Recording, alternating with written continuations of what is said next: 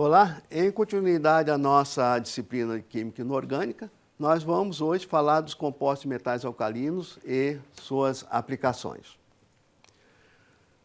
Os metais alcalinos, lembrando que são esses aqui listados, lítio, sódio, potássio, rubídio, césio, frâncio e frâncio, né?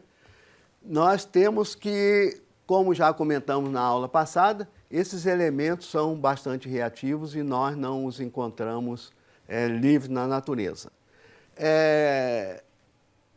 O lítio, por exemplo, né, por ser leve, né, e também outros metais alcalinos terrosos que nós vamos ver mais adiante, né, eles servem muito para a obtenção de ligas leves, né, para serem utilizados na aviação, por exemplo, né, ou na construção de veículos, na construção de bicicleta, porque isso, obviamente, facilita a condução desses veículos, né? Um carro, por exemplo, que tem uma liga, que seja feito de uma liga mais leve, ele vai consumir menos combustível e, obviamente, isso vai facilitar a economia do uso desse veículo, né? Então, o sódio, por exemplo, como nós também já comentamos na aula passada, ele é muito reativo, mais reativo em presença do oxigênio do que o lítio, mas ele é usado em reações orgânicas, por exemplo, isso usando a sua propriedade como redutor, né? E esses elementos, por serem muito reativos, quando nós queremos guardá-los na forma metálica, né, não na forma de um composto qualquer, nós temos que imergi-los num solvente orgânico com os quais ele não venha a reagir. Logicamente, nós não vamos poder guardar esses elementos em água porque, como nós vimos na aula passada, eles reagem muito rapidamente com a água, né? Então, o sódio, por exemplo, ele era muito usado, e ainda nós encontramos algumas lâmpadas da iluminação, né, aí das ruas, né, que é feita por lâmpada de sódio, né? Isso dá origem àquela cor amarelada que quando nós observamos uma lâmpada aí das nossas ruas, né? Essa cor amarela, ela é oriunda de uma descarga elétrica quando é passada através do seu vapor. Ou seja, devido à reatividade do sódio, por exemplo, né, é que a lâmpada tem um bulbo de vidro para poder não deixar que entre o oxigênio em contato com o sódio. Nós temos várias aplicações desses compostos de metais alcalinos. Muitas delas nós nem pensamos que as temos, né? Por exemplo, né, o carbonato de lítio, ele é um estabilizador do humor, é usado no tratamento do transtorno bipolar. Isso porque o carbonato de lítio, ele intervém no sistema nervoso central. A obtenção do carbonato de lítio, por exemplo, para dar uma ilustração para vocês, ela é muito simples. Nós pegamos, né, o sulfato de lítio, reagimos com carbonato de sódio, por exemplo, e obtemos então aí o carbonato de lítio que nós desejamos, né, e o outro produto, sulfato de sódio. Esses produtos podem ser separados aí por diferença de solubilidade, por exemplo, e nós temos o nosso carbonato de lítio desejado, né? Esse carbonato de lítio, que é usado no tratamento aí do transtorno bipolar, ele é encontrado no mercado brasileiro com esses nomes fantasia: carbolítio, carbolin, litiocar e carbolítio CR, né? Então, vejam que é uma aplicação bastante nobre do íon constituinte dos metais alcalinos, né? O lítio também, ele é usado nessas baterias que nós carregamos constantemente, para o celular, para o laptop, para os tablets e etc, né? Então, vejam que é uma outra aplicação também de um metal alcalino que nós estamos tratando dele hoje, né? Por exemplo, o cloreto de sódio, ele tem várias aplicações e, dentre elas, é usá-lo para a remoção de gelo nas rodovias. Porque se nós temos, principalmente na Europa, nos Estados Unidos, onde tem um clima frio, quando chove e está frio, né, ou a própria neve se derretendo, né, depende da ocasião, isso vai formar uma película de gelo nas rodovias. Obviamente, isso pode ser um transtorno para o trânsito dos veículos, né? Então, se usa, né, o cloreto de sódio para fazer, por exemplo, né, com que a água, numa solução de cloreto de sódio, tenha o seu ponto de congelação ou de solidificação menor que o da água pura, né? Então, a 0 graus, por exemplo, né, se nós colocarmos cloreto de sódio, a água não vai estar congelada, facilitando, então, o tráfego e diminuindo, eventualmente, acidentes, né? Essa propriedade, né, de diminuir a solidificação de um líquido com a temperatura menor, né, isso é estudado na crioscopia, que é uma propriedade coligativa que diz que, quando adicionamos algum soluto não volátil a um solvente, o seu ponto de congelamento diminui. Então vejam novamente que um sal muito comum, cloreto de sódio, tem uma aplicação desse tipo, né? Um outro produto bastante utilizado que envolve os metais alcalinos é o hidróxido de sódio, que é comumente conhecido como soda cáustica. A soda cáustica, ela é uma base forte e vejam que é um produto muito produzido na indústria. É o 10º produto químico industrial mais importante em termos de tonelada de produção anual, né? Isso por quê? Porque a soda cáustica é usado como uma base, é usado na fabricação de papel para o branqueamento do papel, ou no branqueamento, né, de conservação de tecido, é usado como detergente, é usado na conservação de alimentos e como catalisador na produção do biodiesel, né? O uso doméstico desse soda cáustica, nós frequentemente fazemos uso disso para desobstruir encanamentos ou fossas, por exemplo, porque a soda cáustica dissolve gordura. Então, vejam que também é um produto bastante simples, né? O hidróxido de sódio, que tem uma utilização bastante ampla no nosso dia a dia. Nós já comentamos, numa das nossas aulas anteriores, né, que o óxido de sódio ele é usado na produção do vidro para remover bolha de ar durante o processo de produção do vidro, além de contribuir para uma boa dureza e rigidez do tipo de vidro que nós queremos obter, né? Isso facilita também a própria fusão da sílica. Por que nós estamos mencionando a sílica aqui? Porque a sílica, o óxido de silício, é o componente mais abundante na produção do vidro. Da ordem de 70% do vidro é constituído de óxido de silício. Então, nós usamos o óxido de sódio também para a produção do vidro, óxido de cálcio e também o óxido de alumínio. Isso, obviamente, dependendo do tipo de vidro que nós queremos produzir, com as características desejadas para uma determinada utilização desse vidro. Mas o básico são esses óxidos aqui, né? O carbonato de sódio também é usado na fabricação do vidro e no tratamento da água dura. O que vem a ser água dura? A água dura é aquela água que não produz espuma quando nós estamos lavando roupa, por exemplo, porque ela tem muitos íons cálcio e magnésio principalmente, né? Então, quando nós queremos abrandar a água, retirar esses cátions do seu meio, né, então nós fazemos essa água passar através de uma resina que captura esses cátions, cálcio e magnésio, e nós os substituímos por íons, por exemplo, como sódio advindo do carbonato. Ou poderíamos também usar um próton para substituir esses cátions.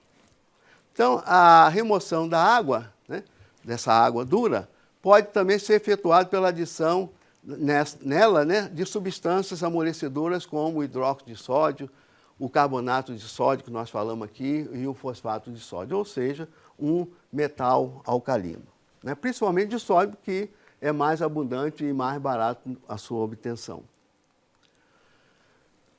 Um problema que nós temos também é com o que nós chamamos de chuva ácida.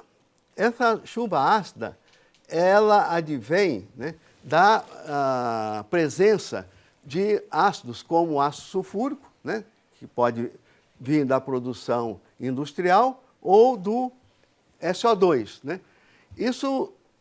Esses componentes aqui, eles podem vir de várias fontes, né, mas as usinas termoelétricas que são alimentadas por carvão ou óleo podem produzir também esses componentes.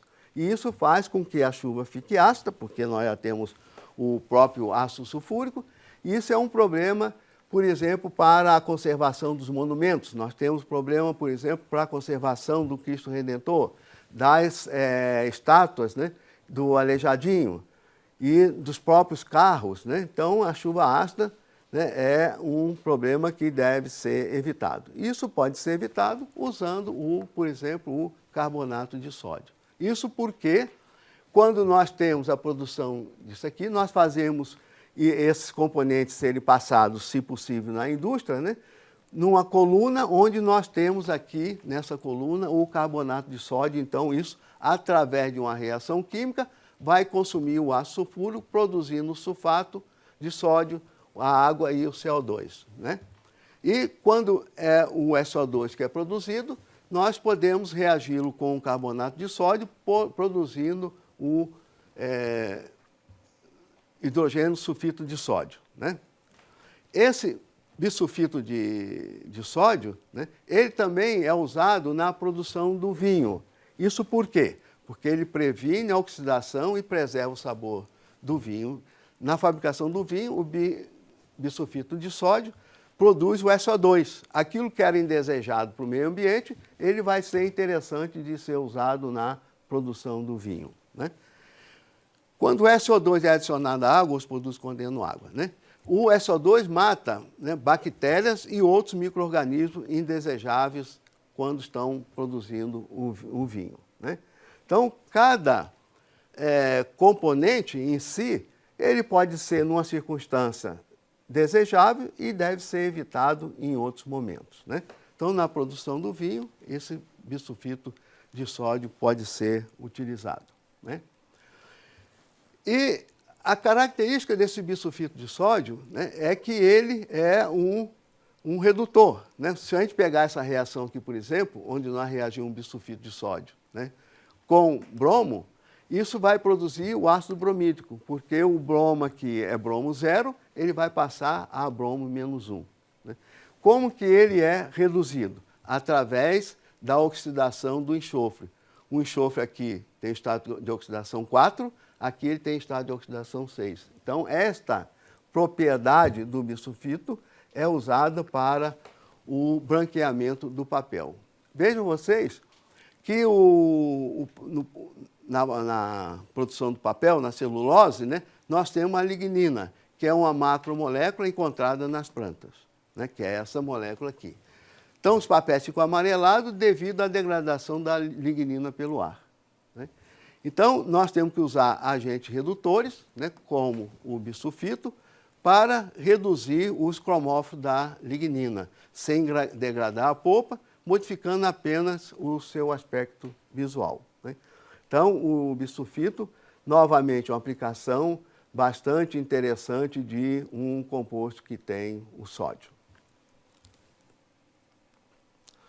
O bicarbonato de sódio é muito utilizado na nossa culinária, né? Vejam vocês, né, que ele é usado como fermento para a produção de pães e bolos, entre outras aplicações, né? Outras aplicações aqui, nós podemos dizer que até aquele aspecto crocante do pretzel é dado quando se adiciona na produção dele, na massa da produção do pretzel, o bicarbonato de sódio, né?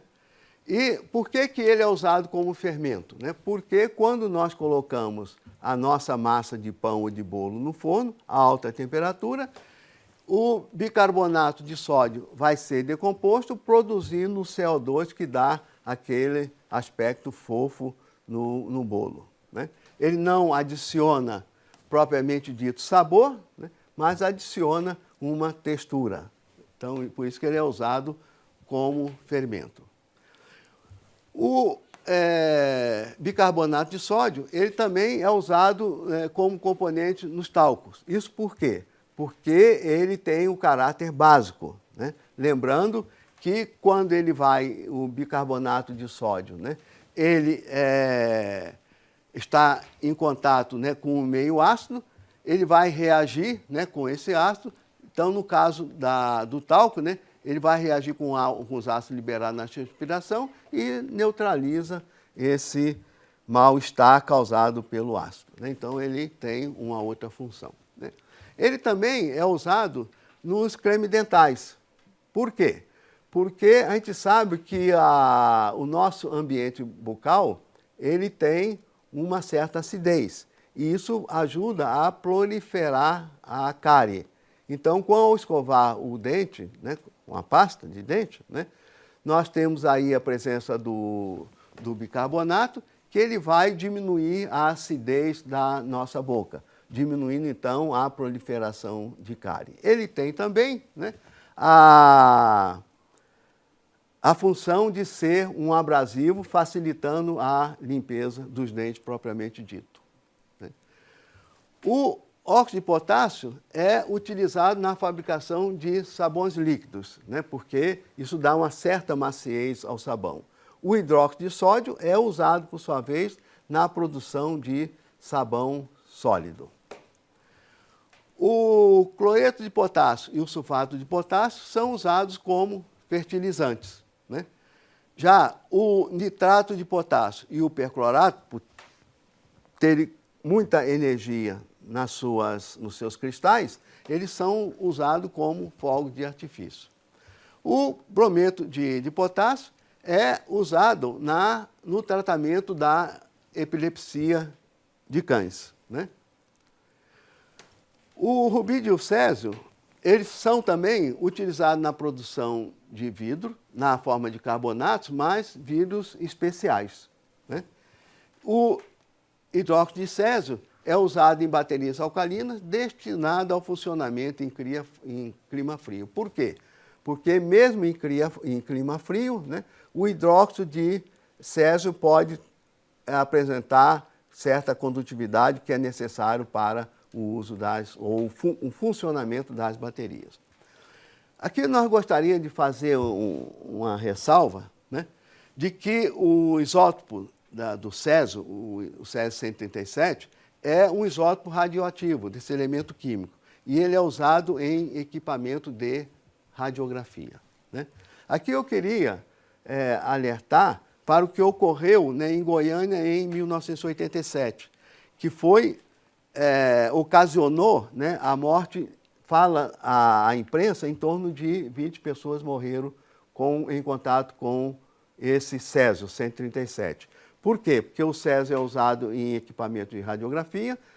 Um certo equipamento de radiografia foi abandonado em Goiânia e as pessoas que encontraram e tiveram contato com esse equipamento acabaram sendo contaminados e fala-se aí no número em torno de 20 mortes, né? E esse foi o maior acidente radioativo do mundo, a não ser em usinas nucleares. Então nós precisamos ter muito cuidado quando tratamos com elementos ou componentes químicos.